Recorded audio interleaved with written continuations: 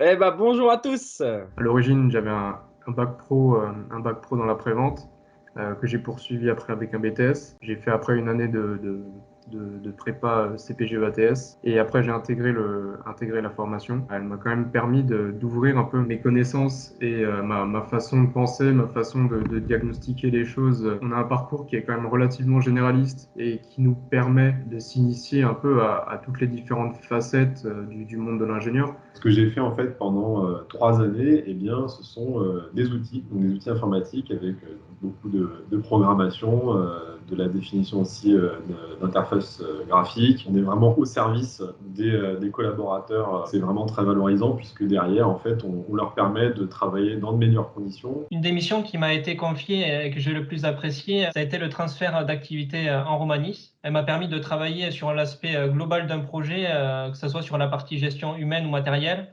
organisationnelle, scientifique, mais aussi financière. Cette formation m'a apporté énormément de connaissances au niveau professionnel, mais aussi personnel, des connaissances scientifiques, des connaissances de gestion, d'organisation, ce qui fait de moi un profil polyvalent à présent. Cette formation d'ingénieur en mécatronique, elle m'a apporté beaucoup d'éléments, à savoir de l'autonomie, beaucoup de compétences à la fois techniques et de culture d'entreprise. Qu'est-ce que j'aimerais faire plus tard? J'aimerais faire du business. J'ai un peu cette fibre entrepreneuriale, donc je pense que la vente, le commerce, c'est ce qui me plaît le plus. Et je pense qu'avec le bagage technique que m'a apporté la formation et que m'a apporté mes formations antérieures, je serais capable d'être un bon vendeur et un bon ingénieur commercial. Et pourquoi pas, peut-être plus tard, en tant que chef d'entreprise. À horizon 5-10 ans, je me vois donc directeur de concession. Je souhaite vraiment évoluer sur toute la partie après-vente, mais aussi la partie vente pour pouvoir derrière gérer complètement une concession automobile de manière autonome. J'aurais tendance à dire que je veux continuer sur la voie de ce que je fais aujourd'hui, sur du prototypage, du maquettage,